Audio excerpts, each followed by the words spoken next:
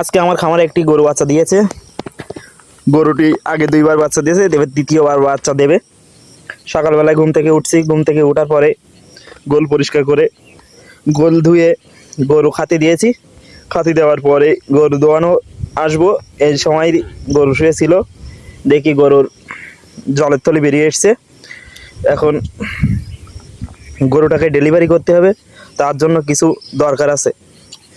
সেটা সরিষার তেল হবে না, নারকেলের তেল বা সয়াবিন তেল হলেই সুবিধা হয়। প্রথম হাত দিয়ে দেখতে হবে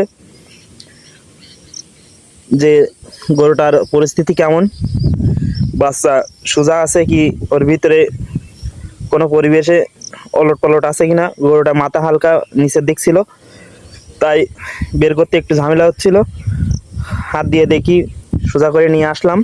নিয়ে আসার পরে পা দুটো বের করে নিয়ে আসলাম। এসে ওর যে নালা থাকে, নালার ভিতরেই বাছুর থাকে, সেটা ভেঙে দিয়ে পর্দা ফাটিয়ে পা দুখানে আমরা দড়ি বাঁধিনি, গামছা দিই। গামছা দিয়ে বাঁধলে টানতে সুবিধা হয়। যেটা কিনবা কিনবা হাত দিয়ে বের করে এনে গামছা দিয়ে রাখলাম। এর পাশে দাদা ছিল, মেজেবধূ এসছিল। আসার পরে মেজেবধূ একটু খোলের বস্তা নিয়ে আসলো, আর আমি গামছা দিয়ে দাদা পা দুটো বেঁধে রাখলো। এখন দাদা বলল আমি একটু পজিশনটা দেখে নিই কেমন আছে। এটা ডেলিভারি সবাই করতে পারে না, ডেলিভারি করার সময় কিছু ঝামেলা থাকে, যেটা না বোঝে হঠাৎ করে ডেলিভারি করতে গেলে সুবিধা হয় না। তাই কিছু এর জন্য ঝামেলা হয়। সবাই সব সময় কিছু কিছু খেয়াল রাখবেন যে বাছুর হওয়ার মুখে ওর ভিতরে যদি জলের তলি না ভাঙতাম, তখন আধা ঘন্টা থাকলেও সমস্যা হতো না। কিন্তু ভাঙার পরে বেশি দেরি করা যায় না, বাছুর হাঁপিয়ে যায়। বাছুরটি বের করে আনলাম, আনার পরে শুকনো একটা স্থানে রাখা লাগে, তাই আমরা খোলের বস্তার পরে রাখলাম। রাখার পরে ওর গাল থেকে নালা বের করছি গরুটা, যাতে এবার ওর মুখের কাছে দেব। সব সময় খেয়াল রাখবেন, গরু সুস্থ থাকলে আপনার দুধ বেশি হবে। সব কিছু মিলায়ে বাছুরটা মায়ের কোলে আগে দিলাম, যাতে ওর মা একটু চাটে। তারপরে দেওয়ার পরে ওর মা কিন্তু চাটছিল, পাশে একটা গরু ছিল, সেটাও চাটার জন্য খুব, ওটা কদিন আগে বাচ্চা দিয়েছে, ওই দুটো চাটছে। গরুটা বাচ্চা দেওয়ার আধা ঘন্টা পরে, কিন্তু আধা ঘন্টার ভিতরে দুধ খাওয়ানো লাগে।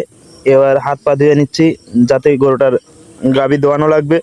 গাভীটা দেওয়ার পরে ওই শাল দুধ বাছুরে আধা ঘন্টার মধ্যে না খাওয়া, 1 ঘন্টার মধ্যে না খাওয়ালে বাছুর দুর্বল থাকে।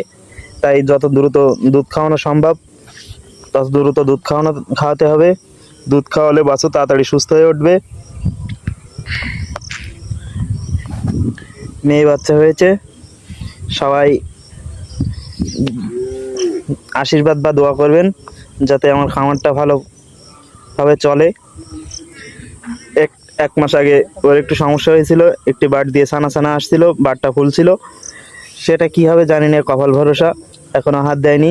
এবার হাত দিয়েছি, বাট দিয়ে দুধ আসছে না, জল জল মতো আসছে। বাছুরটা বাইরে নিয়ে এসছি কোলে করে। বাইরে নিয়ে আসার পরে সেই শাল দুধ খাওয়ানো, এখন শাল দুধ খাওয়াচ্ছি। শাল দুধ বাছুর যত দ্রুত খাওয়ানো যাবে তত সুবিধা। আগেও বলেছি, আবারও বারবার বলছি যে আধা ঘন্টার ভিতরে শাল দুধ খাওয়ানো সঠিক। বাছুর দ্রুত সুস্থ হওয়া বা দ্রুত হেঁটে চলাফেরা করতে পারে, এজন্য